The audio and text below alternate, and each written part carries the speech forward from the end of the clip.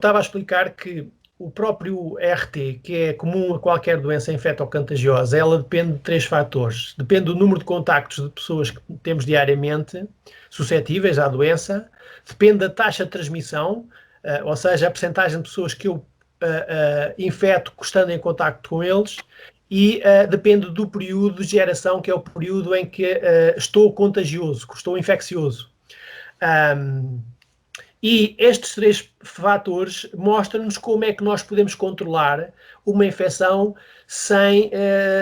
com medidas não farmacológicas, ou seja, sem recorrer a fármacos, tratamentos clínicos, que têm a ver com o isolamento, ou seja, quando nós isolamos ou pomos alguém em quarentena, estamos a reduzir o período de geração. Este período de geração desta doença são cerca de 4 dias em termos médios. Quer dizer, se eu detectar ao segundo dia que uma pessoa é infecciosa, se eu detectar essa infecção numa pessoa, se a isolar e se ela ficar em quarentena, o período de geração dessa doença, da infecção dessa pessoa, passou de 4 para 2 dias, porque ele nos outros 2 dias em que é infeccioso, ele está isolado. Portanto, isso é uma das formas de reduzirmos o contágio. A outra é reduzirmos o número de pessoas que contactamos diariamente. Portanto, se eu tenho uma taxa de transmissão de 5% e se eu contacto diariamente 10 pessoas, portanto, eu vou infectar por dia 5%, que é 0,5 pessoas por dia, ou seja, uma pessoa a cada 2 dias. Okay? O que quer dizer que em 4 dias eu posso contagiar 2 pessoas. Ora, se eu reduzir o número de pessoas com contacto, em vez de contactar 10, contactar 5 pessoas, a transmissão vai ser menor, eu vou infectar menos pessoas. Ora, regressando à Suécia, temos uma sociedade na Suécia que, primeiro, tem uma densidade populacional, com densidade populacional menor, com exceção, obviamente, de Estocolmo. O agregado familiar é de dimensão menor do que as famílias do sul da Europa. É um país como a Dinamarca e a Noruega que tem uma maior percentagem de teletrabalho. Na escola são turmas muito mais pequenas. E, portanto, o próprio comportamento das pessoas que assumem e que aderem à recomendação das autoridades de saúde, por exemplo, na Dinamarca, as pessoas, quando sentiam sintomas, elas auto-isolavam-se, não estavam à espera nem que o médico os indicasse, nem o teste positivo, ao contrário de nós portugueses, que só íamos para casa depois de nos telefonarem e dizerem que o teste estava positivo. Portanto, o comportamento das pessoas pode condicionar a velocidade e a dinâmica com que uma infecção se propaga. E isso pode explicar porque é que um país que não adotou uma política rígida de confinamento tem basicamente, digamos, os mesmos resultados que outros países que adotaram políticas de confinamento mais restritas. Mas há necessidade daqui de chamar a atenção a um aspecto muito importante. A Constituição da Suécia não permitia que o governo sueco decretasse o estado de confinamento. É a própria autoridade de saúde que o faz. A única coisa que o governo pode fazer é limitar, por exemplo, o período de abertura dos restaurantes, que acabou por fazer, que limitou esse funcionamento. E pode limitar o número de pessoas que está dentro dos restaurantes ou o número de pessoas que está em convívio. Esse conjunto de medidas impediu que houvesse uma maior propagação, ao contrário do que muitos de nós esperariam no caso da Suécia. Mas, comparando a Suécia com os países vizinhos, os resultados são muito diferentes no que é, por exemplo, no que toca à questão da letalidade. Mas, se nós agora formos buscar o oposto do comportamento social da Suécia, nós vamos à Índia e vamos ao Brasil. Não é? E nesses países nós encontramos é que o próprio comportamento social desses países cria uma situação explosiva em termos de contágio. Agora, este exemplo da Índia, que até março, mais ou menos, controlou mais ou menos a pandemia, teve uma situação extremamente explosiva a partir do momento em que eles tiveram estas festas das cores e agora também uma situação de festival que eles têm em que aumentou o ajuntamento de pessoas. No Brasil também nós vemos o próprio comportamento social, as festas ilegais, etc, etc. E, portanto, a organização social e o contacto social que cada um tem, a própria dimensão do agregado familiar, tem influência na transmissão da doença. Depois há a questão da adesão às medidas propriamente ditas, por exemplo, de proteção individual, o uso da máscara, o distanciamento físico. Há pessoas que cumprem mais, outros que cumprem menos. E, portanto, quando comparamos países, temos que comparar todas essas dimensões, todos esses fatores que condicionam a transmissão de uma infecção. Podemos olhar para outras infecções, como, por exemplo, o HIV-Sida. Levámos algum tempo a perceber como é que ele se transmitia. Por exemplo, o RT da SIDA, do HIV, é 5 anos, ou seja, em média, uma pessoa que contrai essa infecção pode, durante vários anos, contaminar outras. Em média, sim, desculpa, o RT é 5, quer dizer que cada pessoa infectada com a SIDA pode infectar, em média, mais 5 pessoas. Deixa-me aproveitar essa deixa do RT, que é, digamos, um chavão que apareceu recentemente. Importa, se é possível, digamos, em linguagem o mais simples possível para o comum dos mortais perceber que fórmula é essa, como é que se chegou aí, digamos, e como é que nós podemos, digamos assim, por alto entendê-la e perceber a perigosidade ou não, ou um aviso, se quiser, porque parece-me que é um pouco essa a ideia. Exato. O RT tem um caráter matemático, tem uma descrição matemática e tem uma descrição epidemiológica. Do ponto de vista matemático, o RT é um fator de incremento. Sempre que o RT seja superior a 1, a infecção vai aumentando, o número de casos infectados vai aumentando e que pode crescer exponencialmente. Depois, dentro do R, existem 2 parâmetros, ou seja, 2 valores de R que nós devemos considerar. Um é o R0, ou seja, é o valor do R na fase inicial da doença. Chamamos nós número básico de reprodução. Ou seja, é o ritmo de propagação da infecção se nós não fizéssemos nada. O RT é o R, mas ao longo do tempo, em que o RT é condicionado pelas próprias medidas não farmacológicas, ou seja, as medidas de saúde pública, de confinamento, proteção individual, de quarentena, que condicionam a propagação e podem conter essa propagação. Portanto, o objetivo na saúde pública é, quando temos uma doença que tem um R0, número básico inicial, superior a 1, essa doença pode ser perigosa porque pode ter um crescimento exponencial. O objetivo, do ponto de vista da saúde pública, é sempre trazer esse R para baixo de 1. Porquê? Porque com o R abaixo de 1, o número de casos começa a ser cada vez menor. Em termos práticos, o R igual a 1 significa que 100 pessoas hoje vão infectar 100 pessoas nos próximos 4 dias. O RT igual, por exemplo, a 1.2 significa que as 100 pessoas hoje vão infectar 120 nos próximos 4 dias. Se estivéssemos a ter, digamos, uma vida normal. O R0 é se estivéssemos a ter uma vida normal. O RT é não tendo uma vida normal. Daí a importância do RT. O RT diz-nos o impacto ou o sucesso das nossas medidas não farmacológicas, das nossas medidas de confinamento, okay? De proteção. Ou seja, a medição desses resultados. Exatamente. O RT mede a velocidade da propagação. Quanto maior ele for, mais rápido ela cresce. Se for abaixo de 1, mais rápido ele começa a diminuir. Quanto mais baixo for, mais rápido ele diminui. No entanto, digamos, nós já estamos nisto há mais de um ano. Eram 2 semanas, depois mais 2 semanas, quer dizer, e já vamos com o 15º, quase 16º, digamos, estado de emergência, quer dizer, e o comum dos mortais começa a ficar, como o meu amigo deve estar também um bocado saturado disto tudo, não é? Apesar de estar, digamos, enfim, a incentivar um pouco, vá lá, ou pelo menos mostrar que, através desse seu trabalho, que é necessário que haja mais confinamentos ou mais lockdowns.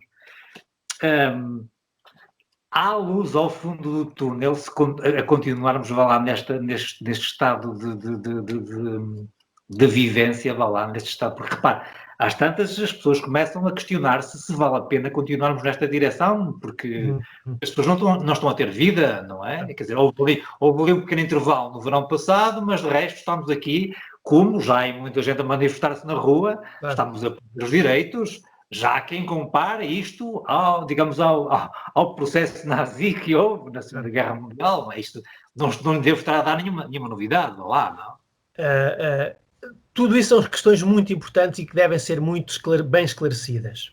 Claro. Começo por uma questão muito, muito particular desta infecção, que é comparável, em parte, à primeira SARS que houve em 2002, 2003, mas com uma grande diferença.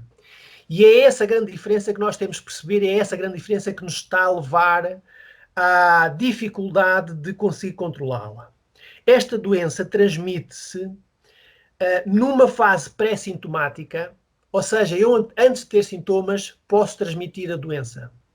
E também posso transmitir não tendo sequer sintomas. Ou seja, sou portador do vírus, como no HIV, há pessoas que são portadores do vírus, mas não têm qualquer doença de SIDA. Okay? Esta é a grande diferença do SARS de 2002-2003. O SARS 2002-2003, a pessoa era só infecciosa a partir do momento em que tinha sintomas. Começava a ter sintomas, depois é que começava a infectar. E isso permitiu às autoridades de saúde pública nos países orientais, onde ocorreu o SARS, o primeiro SARS, permitiu controlar essa infecção. Ou seja, se eu tiver uma infecção em que a infecciosidade começa depois de eu ter sintomas, é muito fácil. A pessoa tem sintomas, isola-a, não contamina mais ninguém. O problema desta infecção é que ela começa, o período de incubação vai de 2 a 14 dias. Ou seja, eu posso começar a ter sintomas ao 5º dia, em termos médios. Mas, ao 3º dia, eu já posso ser infeccioso. Ou seja, eu já posso ter carga viral no meu trato respiratório superior e, ao respirar, ao falar, projetar partículas que contêm esse vírus.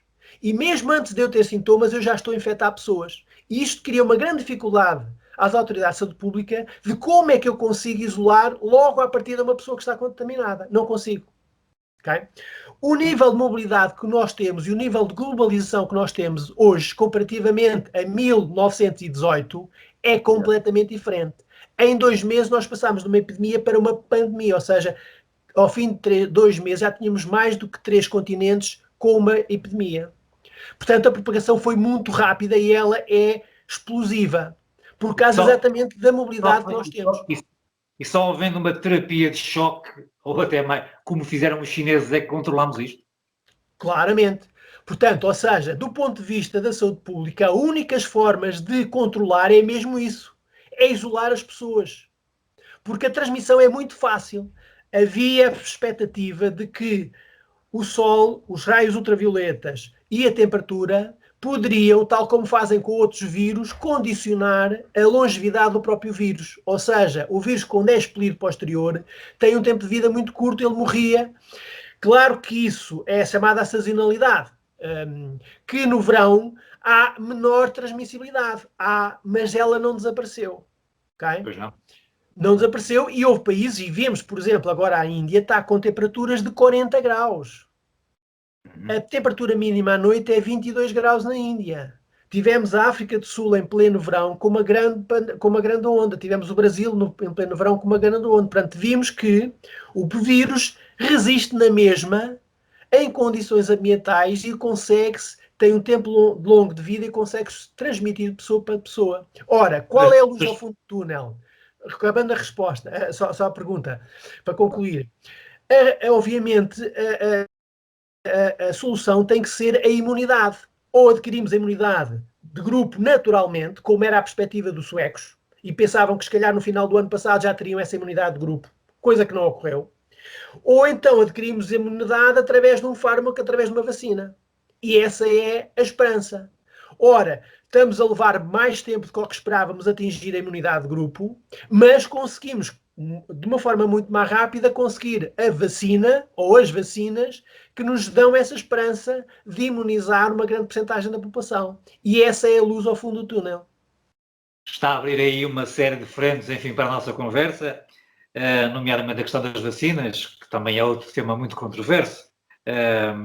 Por um lado, digamos, pelas suas palavras, deduzo que defende que continuemos a confinar, o que está a destruir, enfim, a economia, destruir, enfim, passo a expressão, mas é isso que está a acontecer, não só em Portugal, porque a questão até é mesmo essa. Se isto fosse um problema só português, nós podíamos, de facto, levantar aqui várias questões, mas isto é um problema que se levanta a nível mundial, como saberá melhor que eu. E depois, relativamente às vacinas e para conseguirmos essa imunidade como refere, têm surgido as várias variantes, ou estirpes, não é? Que há quem diga e há quem defenda a ideia de que, ou seja, ao surgirem estas estirpes e com essa mutação que é reconhecida aos vírus, não é? Que de algum modo as vacinas não servem para nada ou não servirão para nada. Aliás, é dito comumente que quem toma a vacina não deixa de usar máscara, não deixa de poder ficar infectado, não deixa de poder transmitir o vírus. Digamos, são questões de facto, parece que cada vez isto se complica mais, não é? Nós podemos abordar esta questão de uma forma mais holística, olhando as várias ameaças que a sociedade hoje em dia enfrenta, não é? E nós não podemos, sobre a questão social e a questão económica, nós não podemos pôr à frente a questão como a primeira das questões e a mais importante das questões, a própria economia. Porque, obviamente, a economia é sempre condicionada por um conjunto de questões ambientais e sociais e climáticas que nos condicionam essa evolução. Mas nós sabemos que a economia é resiliente. Ou seja, eu posso perder o emprego hoje, mas a economia tem capacidade de me recuperar o emprego daqui a 1 ano ou 2. Também lhe posso dizer que em 30 anos a riqueza mundial quadriplicou, mais que quadriplicou. E nós sabemos que existe uma riqueza mundial extraordinária e podemos perguntar porque é que os economistas e as pessoas que têm essa riqueza não trazem para cima da mesa soluções sociais e soluções económicas.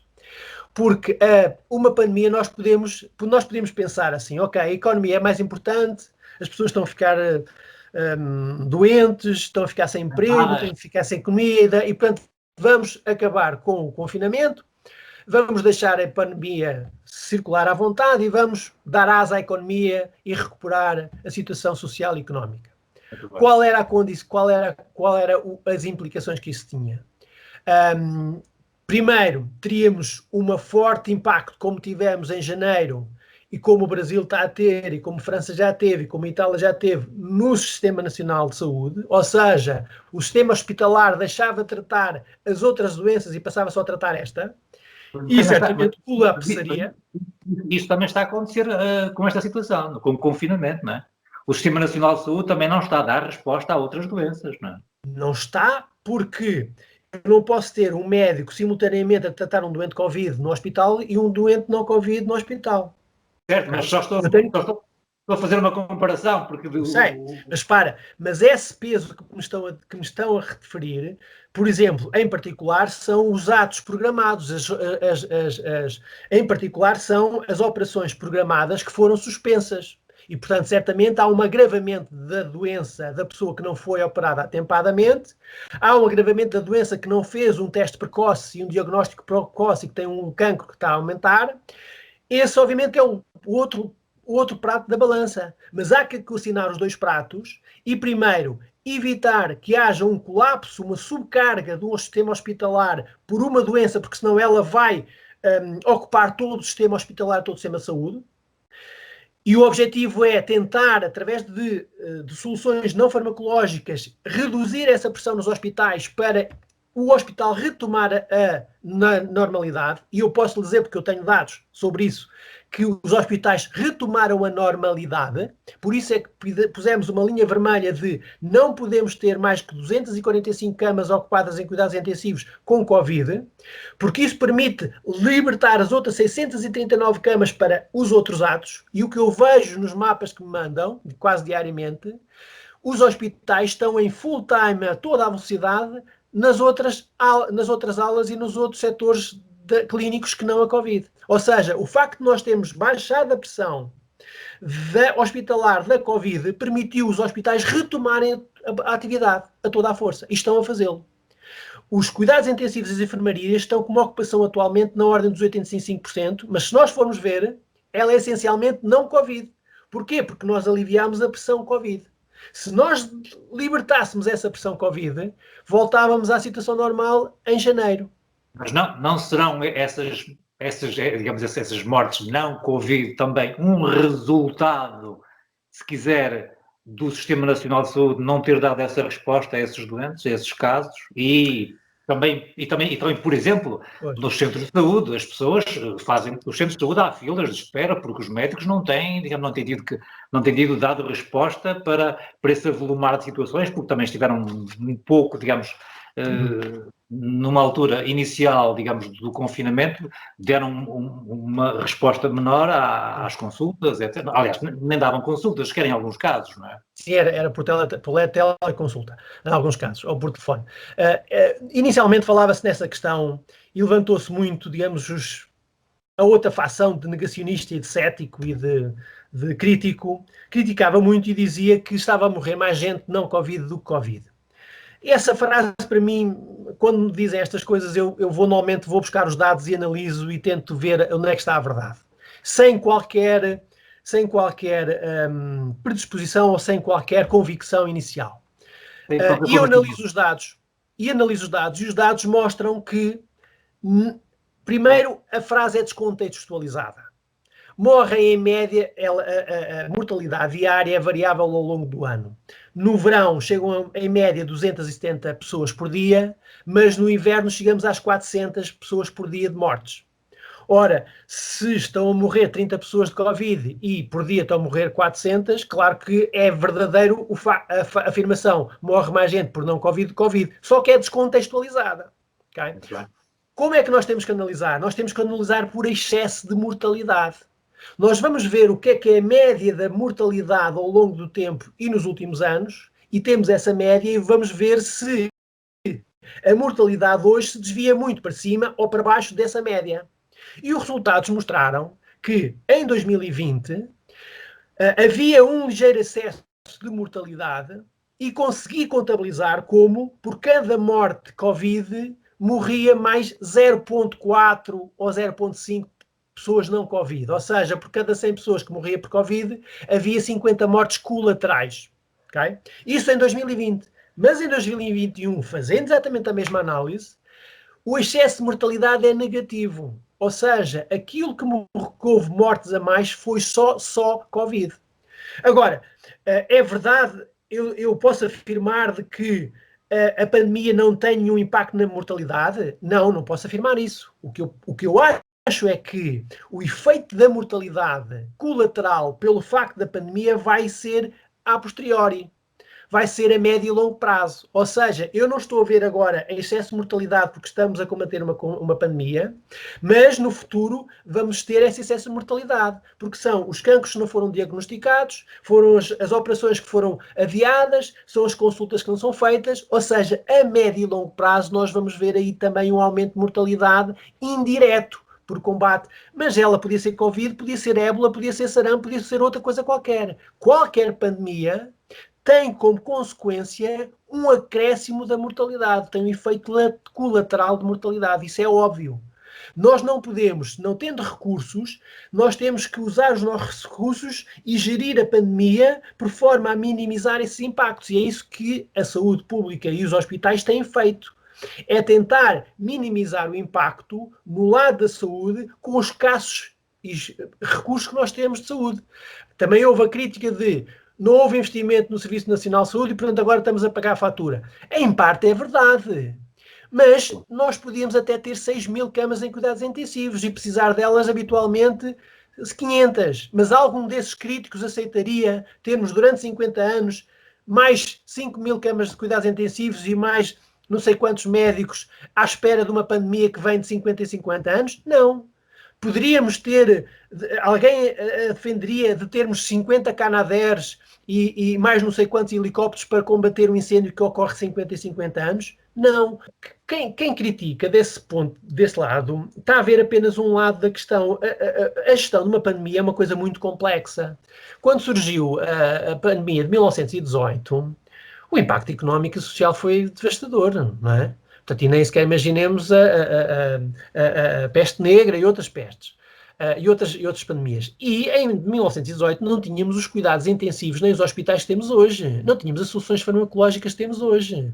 Eles nem sequer tinham o antibiótico, nem sabiam o que é que causava aquela doença.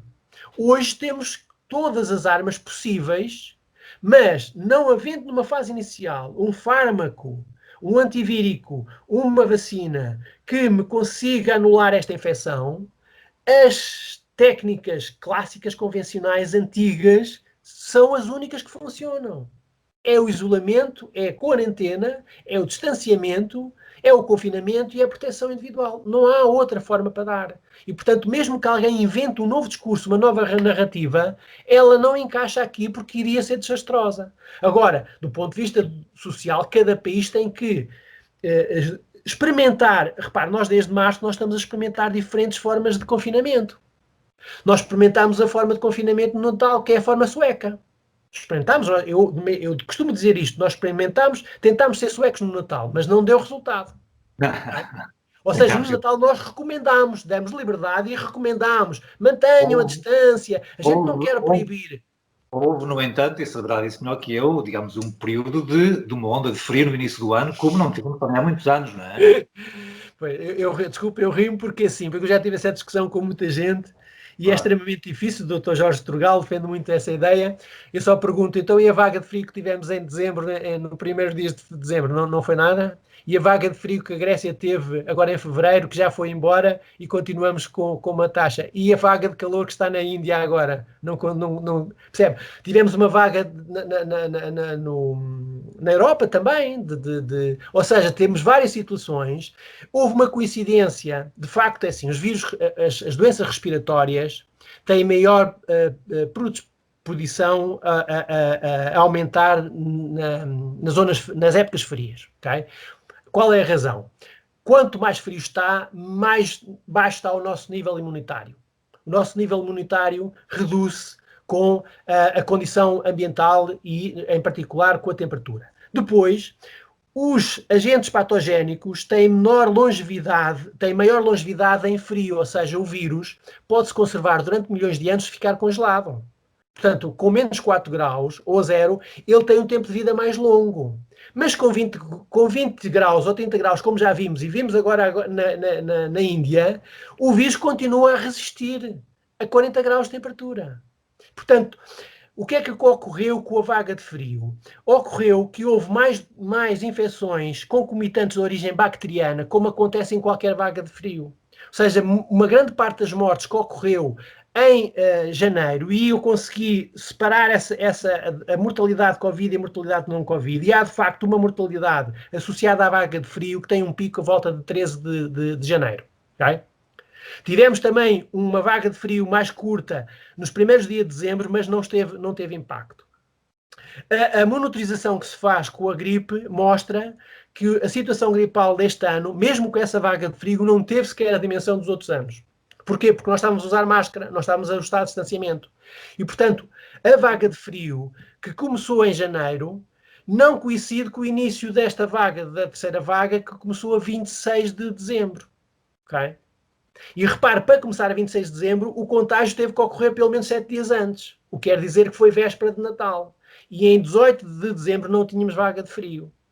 Portanto, há ali uma coincidência, de facto, com essa vaga de frio, mas ela não pode explicar, pode explicar o quê? Explica a maior suscetibilidade que uma pessoa tem de ficar infectada ou de contrair uma doença respiratória. Mas ela até pode ser de origem bacteriana. E o que eu falei com clínicos diretamente, internistas e intensivistas, um deles foi João Gouveia, que esteve comigo numa entrevista e que colabora também com a DGS, e eles confirmavam que a maior parte das pessoas que apareciam nos hospitais com infecções respiratórias nesse período de janeiro, fazendo o teste, era de origem bacteriana.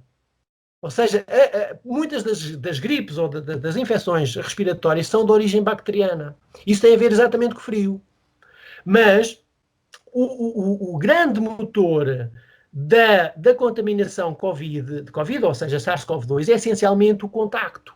É o contacto. Agora, podemos dizer, em períodos de frio, o vírus vive mais tempo? Sim, vive. O sistema imunitário das pessoas está mais em baixo? Está. Há maior probabilidade das pessoas serem infectadas com SARS-CoV-2 e desenvolverem sintomas? Há. Porque as bactérias estão cá dentro.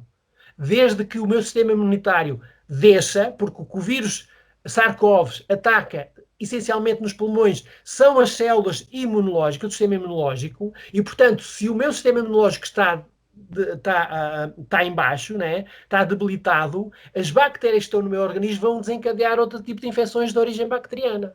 Okay? Claro que eu já estou a entrar numa área que não é a minha especialidade e, portanto, não domino, mas eu tenho que estudar isto porque estas questões são muito importantes para compreendê-las. Permita-me, no entanto, recolher também a sua opinião relativamente a esta questão, já que estamos a falar de... Falou em... portanto, há quem, enfim, de vez em quando compara um pouco a situação atual com a gripe sazonal. E como sabe também, digamos, há uma crítica também muito forte que se faz, que é a questão da contagem das vítimas Covid, se é com Covid ou de Covid, e digamos, o senhor defendeu há bocadinho a questão de que praticamente não houve gripe sazonal por causa do uso precisamente da máscara, e há, obviamente, vozes que se levantam de que, portanto, se a máscara serviu para acabarmos ou para diminuirmos, digamos, de uma forma acentuada a gripe sazonal, porque é que essa mesma máscara não nos defendeu, vá lá, dos picos que tivemos, dos vários picos que tivemos relativamente à Covid? A resposta é simples. Primeiro, porque o vírus é mais transmissível, e ele mostrou isso. Segundo, é porque nós não temos imunidade. É mais transmissível. O R é superior, o R0 é superior, ligeiramente superior. Depois, nós temos imunidade para o vírus da gripe, não temos para o vírus embora haja pessoas que desenvolvam de uma forma mais rápida alguma imunidade natural para o SARS-CoV-2. Depois, a questão das mortes. Também se perguntam, quando alguém refere que em 1900 e não sei quê morreu 3.000 pessoas da gripe, também perguntamos, então essas mortes foram com gripe ou de gripe? Ou seja, houve uma morte houve mais do que uma comorbilidade ou foi só de gripe? Okay? Foi de origem bacteriana ou não? Ou seja, repare, os critérios são exatamente os mesmos. A Covid, tal como a SIDA, eu não morro de SIDA. O meu sistema imunológico é que vai abaixo e eu morro de outro problema qualquer. Portanto, há aqui uma comorbilidade, ou seja, este agente patogénico baixa os meus níveis de imunidade, ataca vários órgãos e vai-me criar uma série de complicações. Se eu for diabético, se eu for se eu tiver doenças cardiovasculares, se eu for obeso, cria-me uma série de complicações que eu morro por essas complicações. Portanto, o óbito é dito morreu com Covid. E a mesma coisa que acontece com a gripe. Portanto, as pessoas não morrem só de gripe, morrem com a gripe. A gripe desencadeou um processo que levou à morte. E, portanto, o critério de declaração de óbito é exatamente o mesmo. E, portanto, não há aqui uma questão de alterar a estatística para mostrar e justificar que temos que confinar, porque temos que controlar o mundo. Estas teorias são teorias de conspiração que não batem certo, elas não encaixam sequer. Porque a primeira coisa que eu pergunto, como é que se houvesse uma teoria, se houvesse de facto uma conspiração para tentar controlar o mundo, como é que eu tenho países de esquerda e de direita, de extrema direita, de extrema esquerda, e todos agem exatamente da mesma forma? Não é compreensível. Temos a Suécia. Mas a Suécia eu já sei que é constitucional o governo decretar o estado de emergência. Não é só a Suécia, também há alguns estados nos Estados Unidos, não é? Como deve saber, a Flórida, o Texas, o Dakota do Sul, não é? Sim, claro que depois os Estados Unidos é uma confederação de Estados, e portanto tem uma certa autonomia, certo? Mas de uma forma ou de outra, esses países, essas regiões e esses Estados tiveram que utilizar medidas não farmacológicas. Eu não sei a dimensão deles. Eu dificilmente consigo entrar em diálogo, em discussão, quando alguém me vem mostrar o exemplo do Texas, ou o exemplo deste, ou o exemplo daquele. Porque para discutir o assunto eu tenho que conhecer na essência as medidas que são implementadas, o tipo de estrutura social, o comportamento das pessoas, o estatuto social, económico, etc, etc. Há um conjunto... Portugal tem que confinar porque somos latinos mal mandados?